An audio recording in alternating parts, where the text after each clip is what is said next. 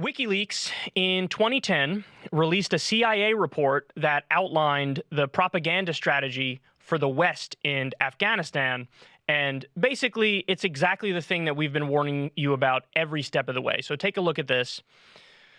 CIA report: use feminism to reduce Western opposition to military occupation of Afghanistan.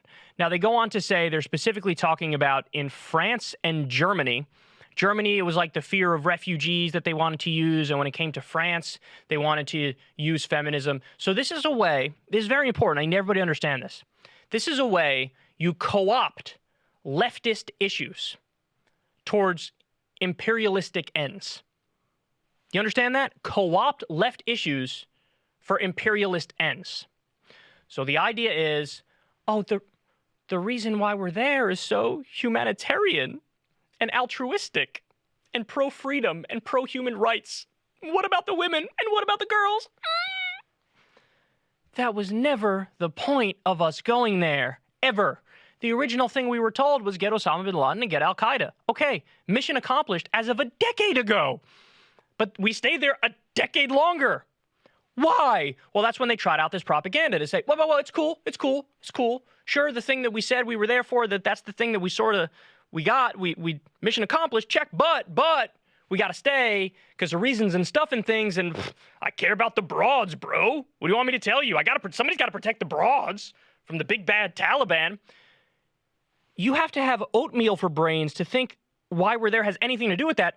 Saudi Arabia is our top ally, and they treat women almost equally as bad as the Taliban does. They behead people in the public square for witchcraft and sorcery and apostasy and drug smuggling. Go look up the punishment for adultery. You don't talk about women's rights. They were protesting because women can't drive in Saudi Arabia. There were protests over that, and then they jailed the women who were protesting for the right to drive. This is our ally, who we give money and weapons to, who we just argued to put on the UN Human Rights Council.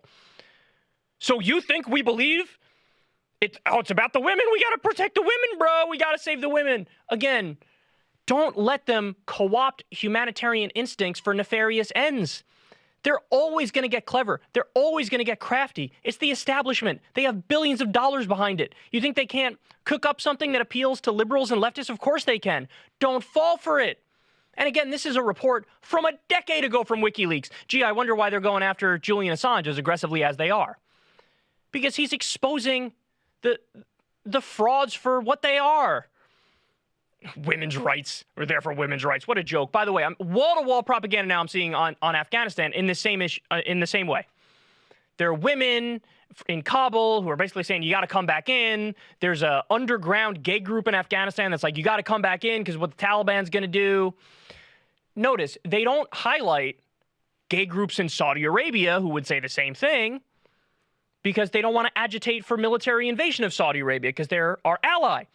But they do want to agitate for military invasion of Afghanistan, so that's why they only do it for Afghanistan.